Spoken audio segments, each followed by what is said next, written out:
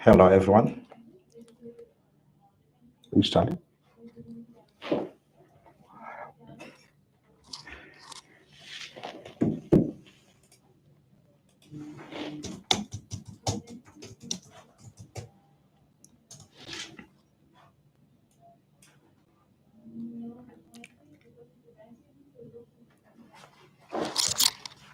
Hello, everyone. We're setting up for the live stream now, as promised. That we're gonna have a live stream today for the first time ever in the life of this channel. So we are setting up for the live stream, guys. Get ready. We will be having Mr. Rajan soon enough to start explaining about different types of visas. If you are wishing to migrate to Australia, well, are you ready?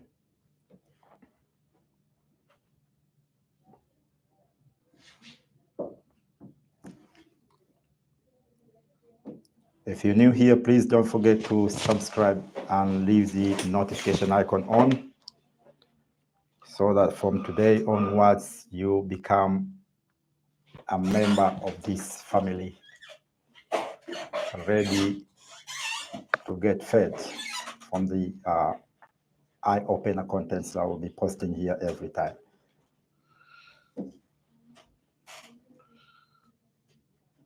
All right, I can see 2 people online already. Live chat is open for you guys. Type your questions down there, and Mr. John will be here to answer those questions as much as he possibly can. So thank you very much. At least we've got 2 people. We can start because we are going with time here. And now is 3:08 p.m. West Australian time. We are going to start our live stream, and I would like to take this opportunity to welcome Mr. Jan from AUSSIZZ Group to start explaining different types of visas to you guys.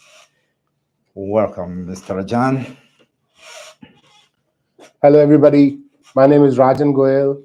I'm a registered immigration agent from AUSSIZZ Perth.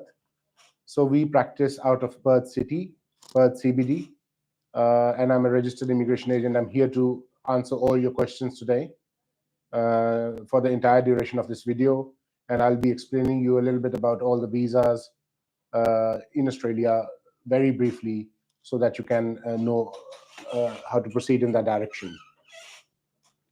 So thanks, David. Thanks for having me here. You're welcome.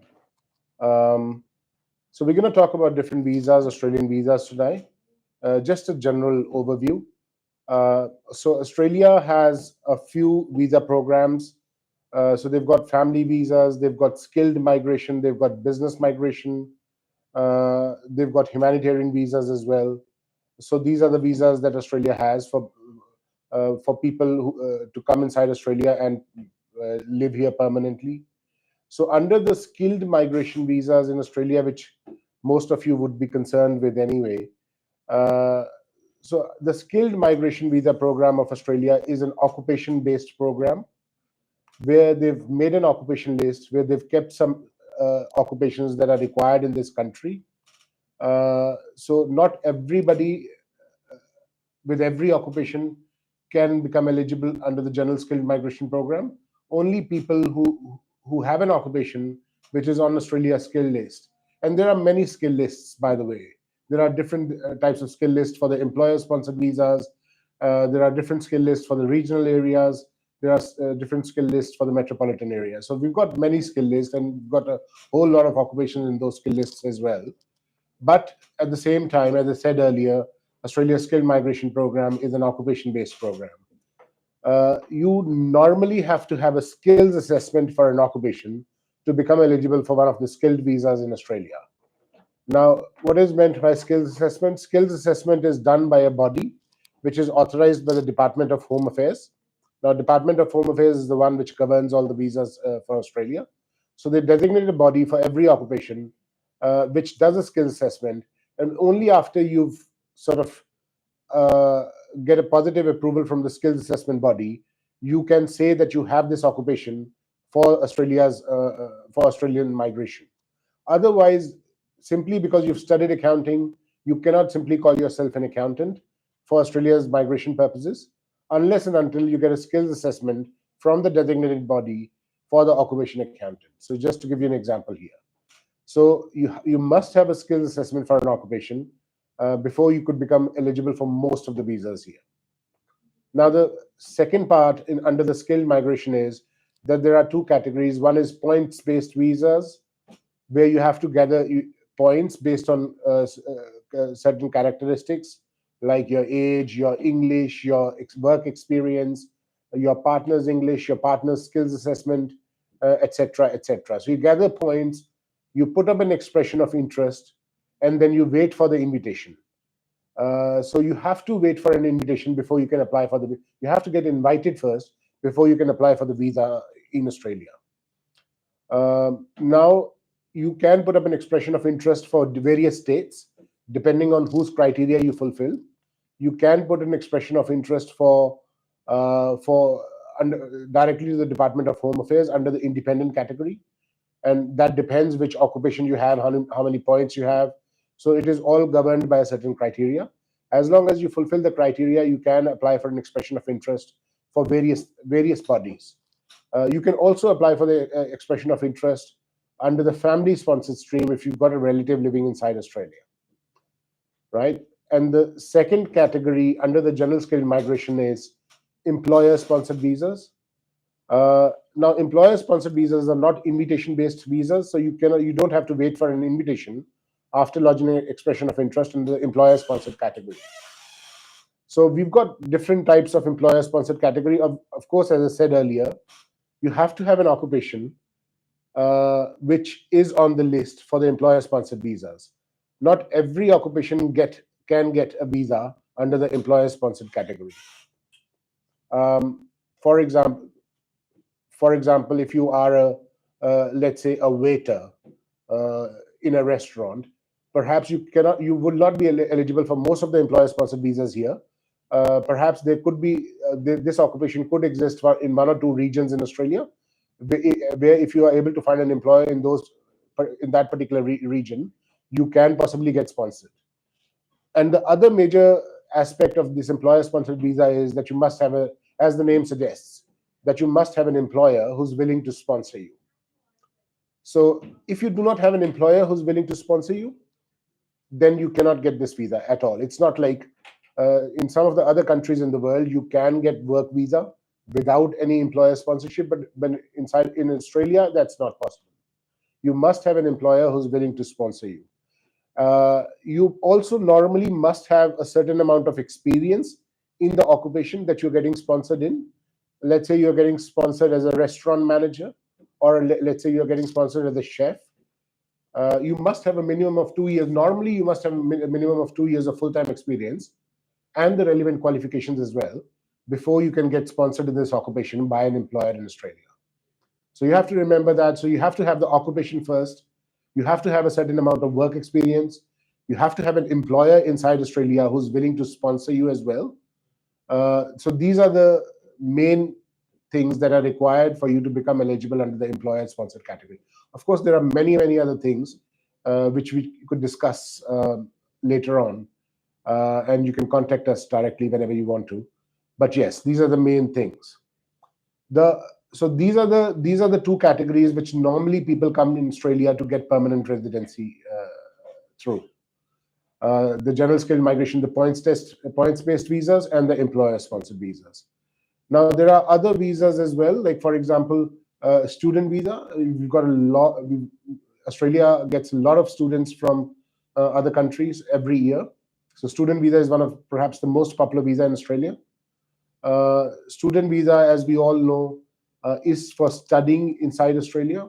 So if you want to study inside Australia, whether it be a diploma level study or a certificate course or a bachelor's degree or a master's degree or even a PhD degree, you can enroll in a course inside Australia while you're sitting in your own countries and then apply for a student visa and come here and study. Normally, if you study in Australia for 2 years, you're normally entitled to a work visa as well, which could be starting from 18 months of duration to up to 5 years of duration. So after you study here for 2 years, you could get a work visa as well, but not in all the cases, obviously. Department has recently announced that they're perhaps not going to give the work visas to people who are over the age of 35, but that change hasn't been legislated yet. So they're thinking of legislating that change starting from the 1st of July this year. But yeah, if that change comes in after 2 years of study in Australia, anybody who's older than 35 years of age will not be able to get the work visa that I'm talking about. But normally, if you're under 35 years of age and you've studied here in Australia for 2 years, you might be entitled to a work visa uh, of a duration which starts from 18 months and up to 5 years. You can also get some extra time for the work visa if you study in regional parts of Australia. For example, if you study in Perth instead of Sydney, you you can get an extra 1 year of work visa. So it depends where you study as well and where you've been living while you were studying, and that could lead to a longer work visa as well. Of course, work visa will give you the opportunity to get experience in the skills that you've learned during your student visa, perhaps make yourself eligible for the skills assessment of an occupation that I earlier told you about, and then become eligible for Australia's PR as well. Uh, and if you study inside Australia, you also get some extra points under the points based system that I was telling you earlier to study inside Australia. Normally, those points could be from 10 to 15 points. So you get some extra points if you study in regional area other than rather than a metropolitan area. So you get all these things if you study in Australia. Of course, you get to study in a world-class environment, good colleges, good universities, and you could make yourself eligible for PR as well after you study in Australia. So student visa, as I said, perhaps the most popular visa in Australia. We get hundreds and thousands of students every year, and many of them end up becoming living here permanently too. So this was about student visas. Australia has a family visa program as well, where if you are married to an Australian citizen or to an Australian permanent resident, you can apply for a partner visa to join them here and to live here permanently with them.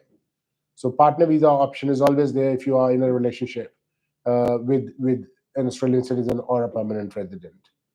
And then we've got parent visas for visas for the children of people who are Australian citizens or permanent residents, and for the parents of people who are Australian citizens and permanent residents. They can apply for various temporary visas inside Australia, and the permanent ones as well to be able to stay inside Australia. So these are perhaps the most important visas at the moment. Um, David, do you have any question for me regarding the visas? Yes, please. I've got some couple of questions here. Mhm. On behalf of my audience, I would like to ask you, so what are the new visa changes or immigration policy changes Yeah, for the year 2023, 2024? yeah, certainly. So unfortunately, at the moment, what the Department of Home Affairs is doing or trying to do is they are going to cut back the immigration levels to by a lot of extent. Yeah. So they're going to bring the immigration levels down in the next financial year. Mhm. They are also making some huge changes in how the point systems work, how the employer system sponsored visas work. They are sort of coming out with new occupation lists. Some of the occupations that exist today might not be there in the new occupation list that is coming out for both for the employer sponsored category as well as for the points based category. They are also changing the points system. At least that's what the minister has announced. But we'll know for sure what changes have been brought in after those changes come in. Yeah. So, for example, at the moment, if you are 30, if you're 40 years of age, 39 years of age, you get 25 points for your age, and if you become 40, you get 15 points. So there's a drastic reduction of points if you get older by 1 year straight away. Okay. But they're going to change this system, and they're going to reduce the points year by year rather than drastically removing after a certain age bracket. So I'm just giving an example of what they're saying and what they're thinking. Yeah. So they're bringing, so they might give much more points if your partner is skilled, perhaps, than what they give now. Now, at the moment, you only get 5 points if your partner is skilled, but they're thinking of, minister says that they're thinking that because if the partner is skilled, it's a huge benefit to Australia. So they might award more points towards that category as well. So that sort of thing. So you just to give you an example. So they're making a lot of changes around. They're bringing this employers, they're giving new names to the employer-sponsored visas as well. Okay. We do not know what real changes will come out, but definitely some changes will come out by the end of this year, which will be like huge in terms of all these visa categories. Oh, I see. Yeah. So can anyone from a non-English speaking country apply to come to only to study English in Australia? Like, Yeah, certainly. We get a lot of people from other countries who come here on student visas to study just English. just English. Just English. You can enroll in an English course, and if you are only coming here to study English, Yep. you don't even have to give any IELTS.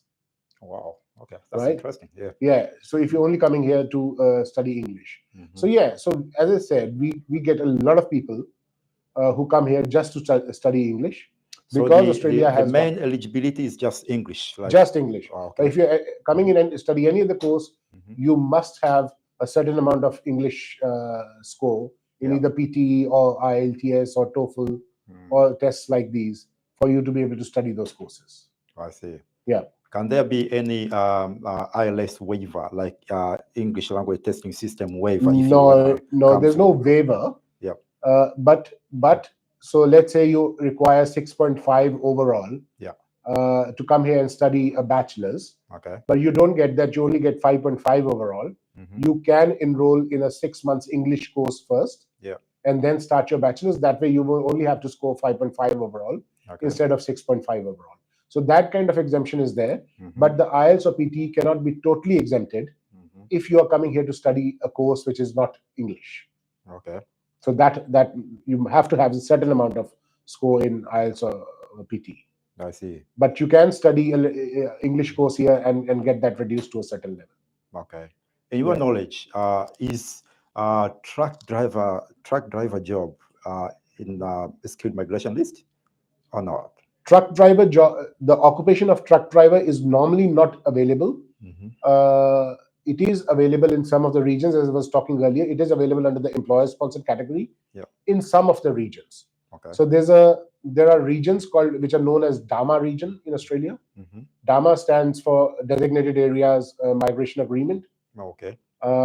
So there are areas under that agreement. Where are those? So they are available on the Department of Home Affairs website. Okay. So if you just type DAMA on Google and go to Department of come Home up. Affairs website, all the areas will come up. Okay. So some of those areas do have this occupation on the list. And if you find an employer who's based in that area, who's got the business in that area, and who's willing to sponsor you, and then you also fulfill the requirement, whatever the requirement might be. Like some of the areas would say that you must have 1 year of experience. Some would say you must have 2 years of experience. And if you fulfill that particular criteria, you could get sponsored in the occupation of truck driver as well. Okay. Yeah. Have you been working with international students who've been applying to come and study English here? Have you? Yeah. Sorry, could you just repeat your question? Like, have you been applying visas on behalf of those students who just want to come and study English? Yeah. We are one of the largest immigration agencies in Australia. Yeah. We do hundreds and thousands of student visas here. And yes, people from all countries apply through us and come here to study. Okay. And they tend to remain with us during the entire journey until they become PR. Okay.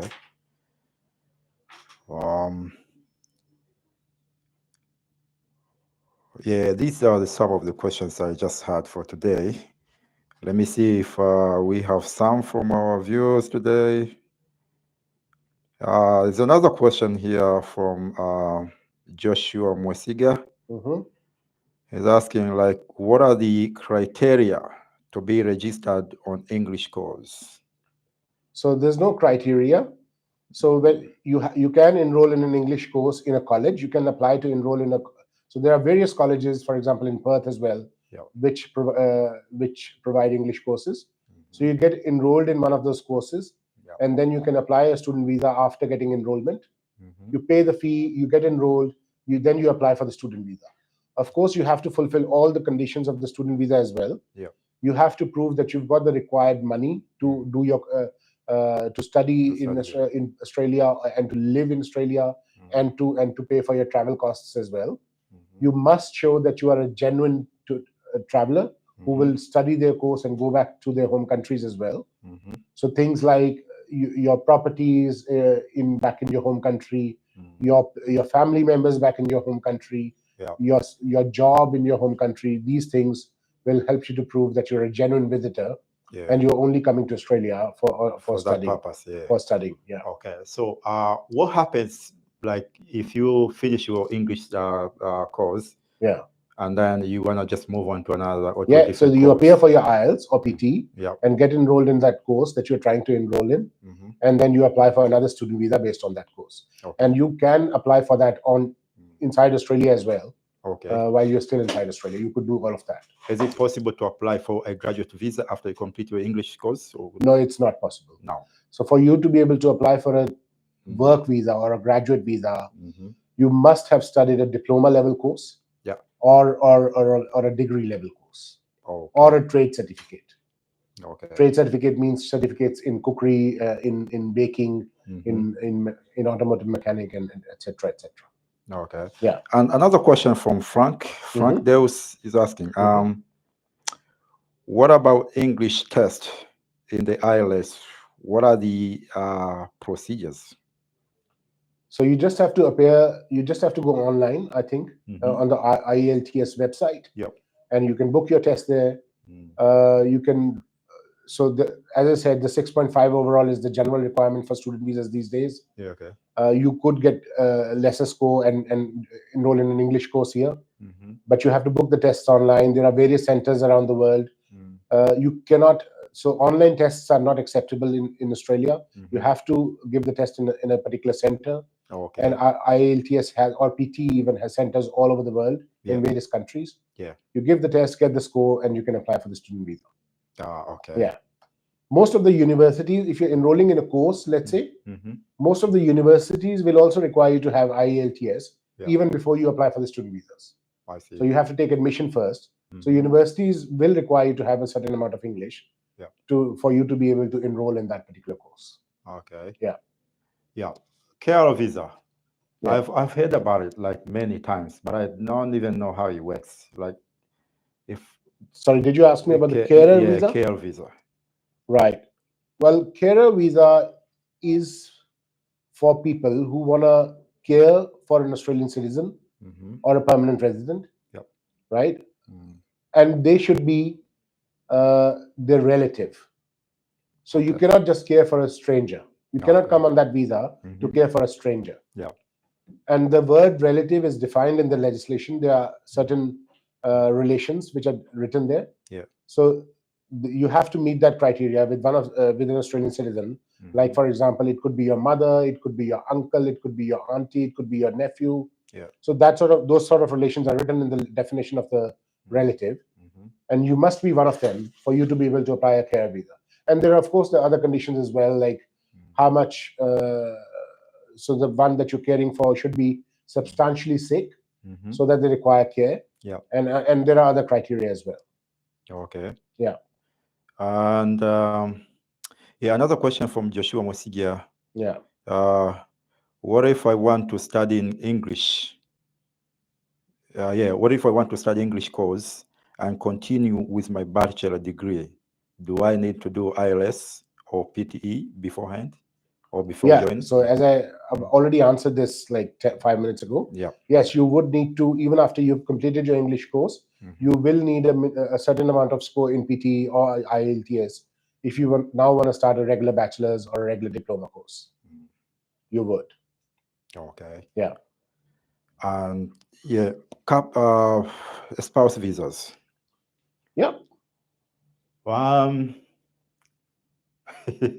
It's kind of a tricky question that I wanna ask. Yeah, go ahead. Because in my experience, I have seen different approaches and different situations in the same particular visa. Like, what's to start with? Like, what's the processing time for partner visa for the partner who is overseas. Like that is 309 and 100, I think. What's the Yeah, processing the time? subclass is 309 Yeah, 100. What's the So processing time for that? I cannot remember the official figure, Mhm. which is listed on the Department of Home Affairs website. Yeah. But in my practical experience, it's taking around 14-15 months. Okay. So that's what it takes Yeah. for you to be able to get a partner visa these days from offshore. First stage. First stage, which is subclass 309. Okay. Yeah, but during the processing, Mhm. you can apply for a visitor visa Mhm. for your spouse to visit you in Australia for some time During during the that processing. time. Okay. Yeah. And the department sees those cases favorably, Mm. where you've been living apart Okay. because of the processing period, Yes. and if you've been living apart for, let's say, more than 6 months, Mm. and you apply for a tourist visa, the department would see that case favorably according to their policy. So can't it be granted onshore? Like you apply The partner visa earlier, Yeah. it only had the ability to be granted offshore, Yeah. but now the partner visa can be granted while you're inside Australia as well. Okay. So you don't have not to leave necessarily Australia, that you have to correctly. leave. Yeah, correct. If you're here on a visitor visa, Yeah. you could still get your partner visa. You don't have to leave the country. Correct. Okay. How likely someone is can get the visitor visa during the processing time? How likely in your Well, experience? it depends on a lot of things. As I said, visitor visa requires you to prove that you're a genuine visitor, Yep. and that you have incentives to go back to your home country. But as I said, if you've been living apart for quite a bit, Yes. during the processing, the department does look at those visas a little bit more favorably Yeah. than they would otherwise for that particular person. Okay. So it is likely that if you've been living apart for, let's 7-8 months, and then you apply for a visitor visa for your wife or your husband, or your partner, then it is likely that you will get the visitor visa. Okay. Yeah.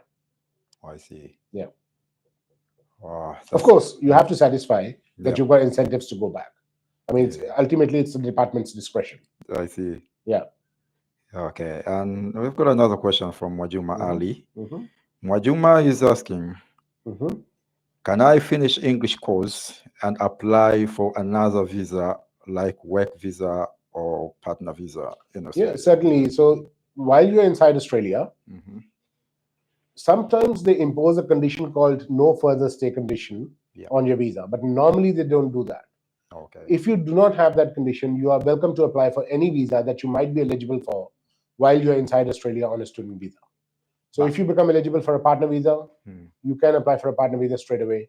If you become eligible for an employer-sponsored visa, and you find an employer who's willing to sponsor you, you can apply for the employer-sponsored visa while you're still inside Australia.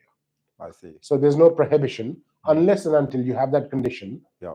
And if you have that condition, you're prohibited to apply for any other visa inside Australia other than a protection visa. Okay. Let's say, for instance, it's not prohibited.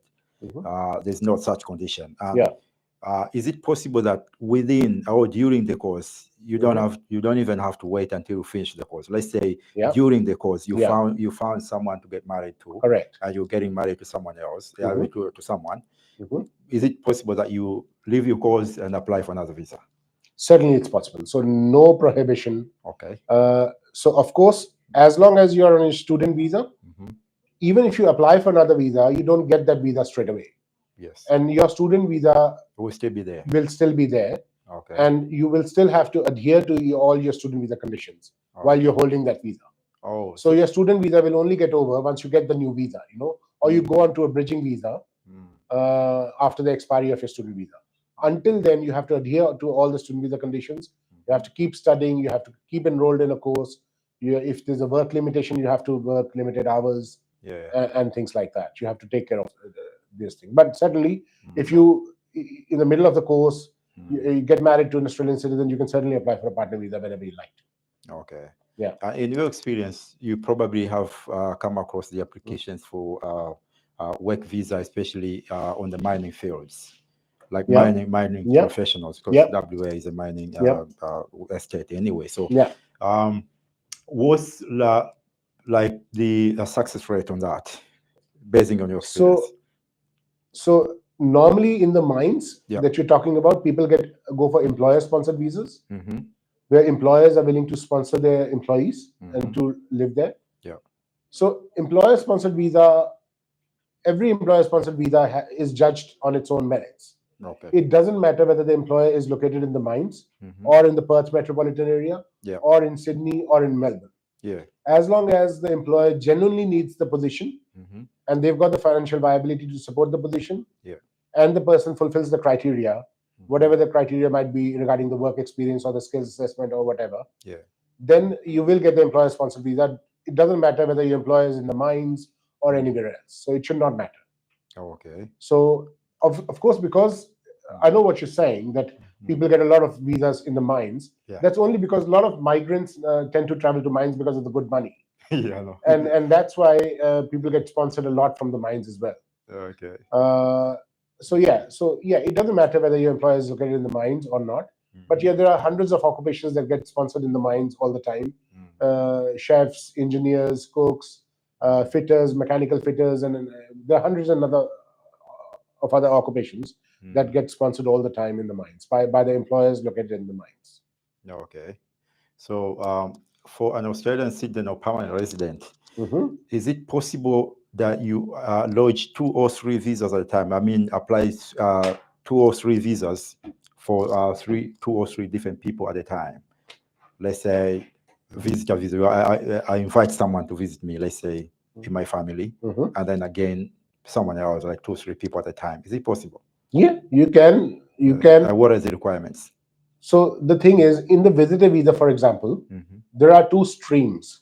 One is tourist streams and one is family-sponsored stream. Okay. Under the tourist stream, you can give an invitation letter, but that's not a sponsored stream.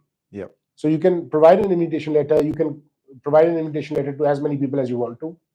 But under the family-sponsored stream, you can only sponsor one person or one family unit at one time. In family stream. If in the family-sponsored stream, correct. Yeah. And you have to bear in mind, under the family-sponsored stream, if you get a tourist visa, you will have that no further stay condition that I was talking about imposed on you. Okay. That's mandatory under the family-sponsored stream in the visitor visa. But in the tourist stream, it is not mandatory, and more than likely, you will never get that condition imposed on you. Okay. But under the family-sponsored stream, you will have that condition mandatorily imposed on you, and moreover, you can only sponsor Australian citizen or PR can only sponsor one family unit or one single person at a time. And after they go back, they can sponsor some other person as well. Okay. Yeah. I see. Well, that's comprehensive, Rajan. Yeah. I really appreciate your time. No, thanks, David. Can't see more questions from my audience anymore. So yeah, that's comprehensive. Probably see you some other time. Thanks, David. Thank you. Thank you very much. Thank I appreciate that. Thanks. All right. So guys, that's it. Hope you got to understand briefly like what it takes if you wanna apply for Australian visa to come over here.